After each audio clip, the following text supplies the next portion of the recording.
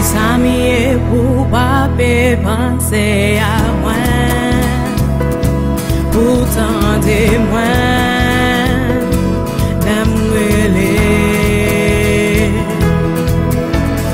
Eske se vre ou pa pe panse a mwen?